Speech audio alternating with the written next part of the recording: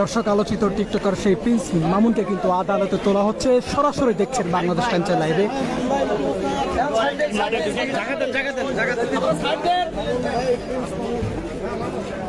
এবং তার মুখে কিন্তু হাসি দেখতে পাচ্ছি আমরা। তাকে কিন্তু এই মুহূর্তে আদালতে তোলা হচ্ছে। তিনি হাসছেন সেটি কিন্তু দেখা যাচ্ছে দর্শক। তার বিরুদ্ধে যে লাইলা মামলা করেছে সেই মামলা দায়ের করা মামলায় লাইলার দায়ের করা মামলার পরেই কিন্তু তাকে গ্রেফতার করা হয়েছে। গ্রেফতারের পর কিন্তু এই মুহূর্তে তাকে আদালতে তোলা হচ্ছে। দর্শক সরাসরি দেখছেন।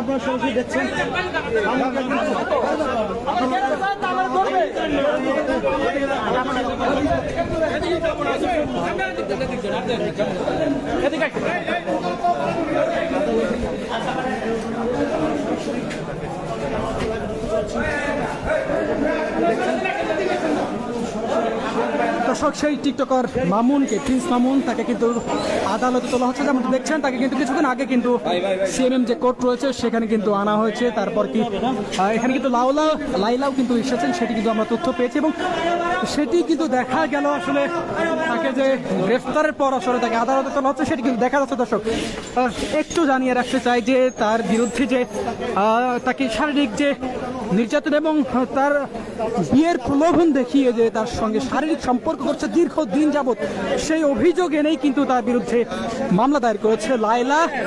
রাজধানী ক্যান্টনমেন্ট থানায় কিন্তু তার বিরুদ্ধে মামলা দায়ের করা হয়েছে এবং তারই পরে কিন্তু দেখতে পাচ্ছি তাকে কিন্তু গতকাল কুমিল্লা থেকে কিন্তু গ্রেফতার করা হয়। গ্রেফতারের পর কিন্তু আজকে তাকে আদালতে তোলা হবে এবং সেটি কিন্তু দেখতে পাচ্ছি কিছুক্ষণ আগে কিন্তু তাকে সেই ক্যান্টনমেন্ট থানা থেকে কিন্তু আসলে নিয়ে আসা হয়েছে এবং নিয়ে আসার পরে আসলে এই মুহূর্তে দেখছিলাম আসলে তাকে আদালতে তোলা হচ্ছে। একটি কথা জানিয়ে রাখতে চাই যে লাইলা যে তার বিরুদ্ধে মামলা করেছে, তিনি বলেছেন, তিনি উল্লেখ করেছেন, এধারের উল্লেখ করেছে যে তার বিরুদ্ধে আসলে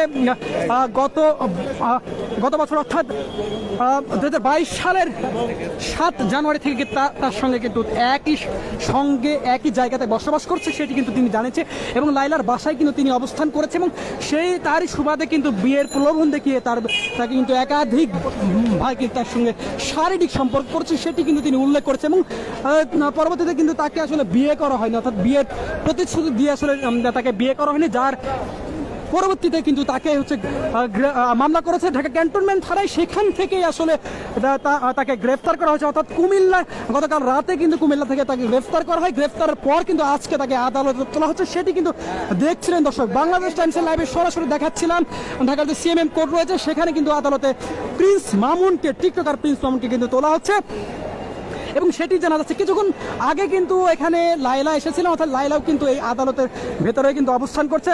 আমরা হয়তো তাকেও দেখতে পাবো দর্শক। এই যে প্রিন্স মামুন এবং লাইলা,